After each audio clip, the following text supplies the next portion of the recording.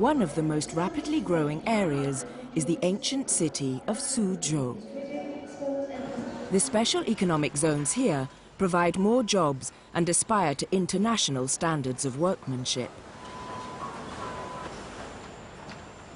Technology transfers like this, coupled with the income from export manufacture, aim to enable China's rapid movement from an agrarian to industrialized urban society, and have led to a burgeoning domestic market, one that will soon be the largest in the world. But for millions of Chinese, participating in this growing domestic market remains a distant dream.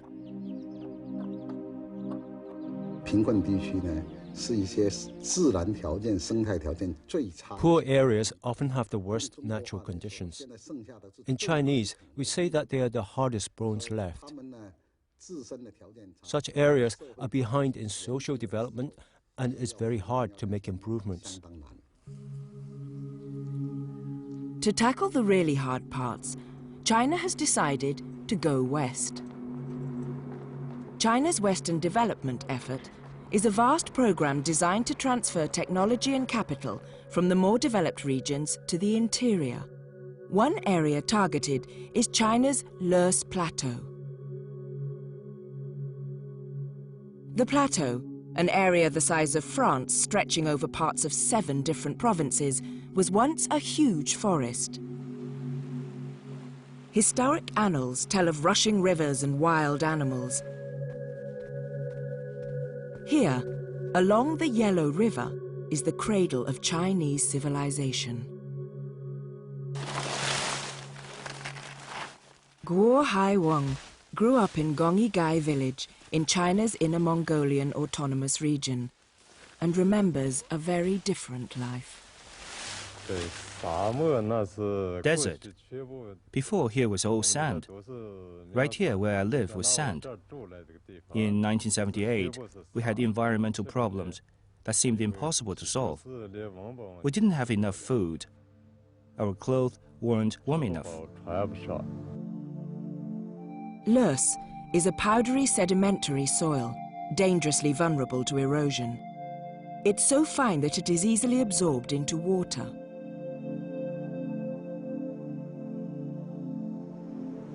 Thousands of years of human impact and lack of conservation measures have removed the trees and grasses, with catastrophic results.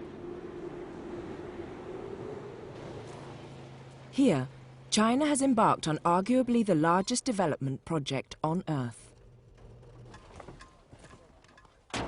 The goal: to rehabilitate the ecosystem of the Lurs Plateau.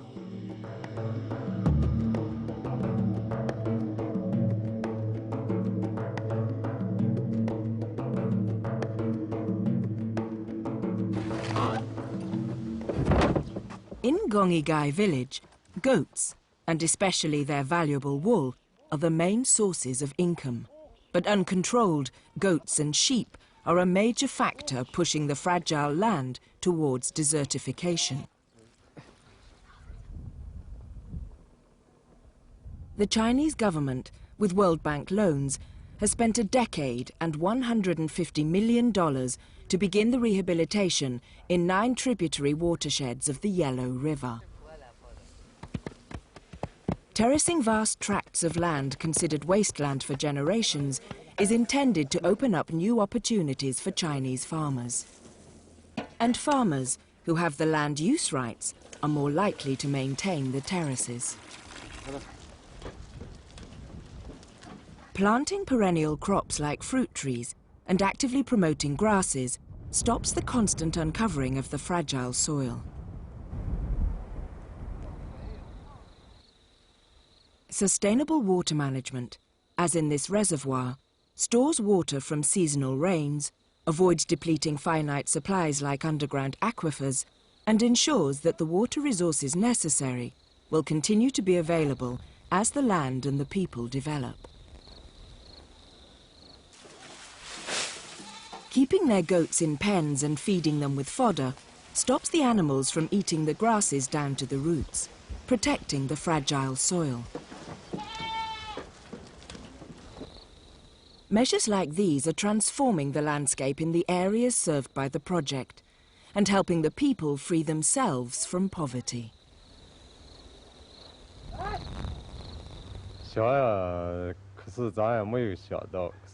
It was really unimaginable. I didn't dare to dream about it. Before, my house was made of clay. Now I have a brick house. These 2 decades, we've seen an incredible change. Qin Zhifu knows what it means to be an environmental refugee. His family came to Yaotou village in Shanxi 47 years ago, when he was a little boy seeking higher ground as they fled the Yellow River's flooding. Few people in the early days thought of the Lurs Plateau as a land of opportunity, and it took a lot of courage even to begin to farm there.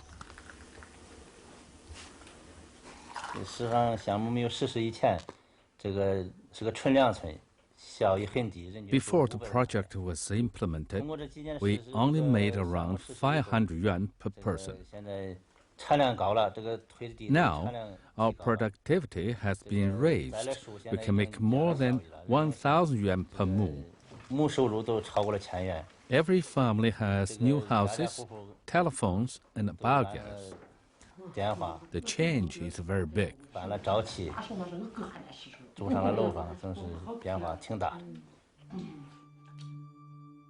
10 years after the first terraces were built, there is visible and measurable improvement. Warping dams, designed to fill up with silt, have made flat fields in the ravines. New warping dams higher up continue this till entire gullies are covered.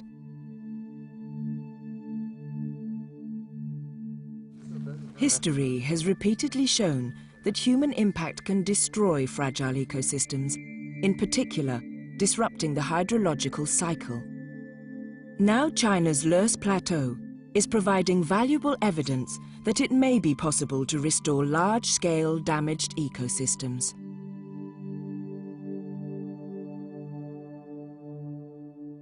For China, with 22% of the world's population and only 7% of the world's arable land, the implications for poverty reduction of providing more fertile land are enormous.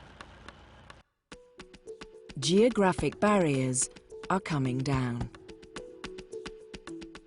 And the Chinese are also trying to educate their way out of poverty.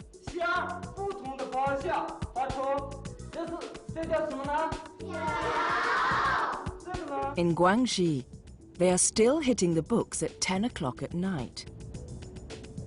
In Inner Mongolia, computer classes are opening the world to children in remote villages.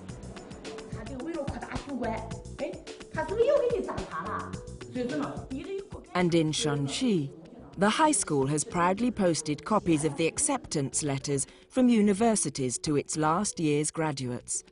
Though with jobs being cut back in old state-controlled industries, they may yet face unemployment. Many young people graduated from the universities as well as high schools educations. They have no working experience, and when they get out of the school and they have to face up to unemployment straight away.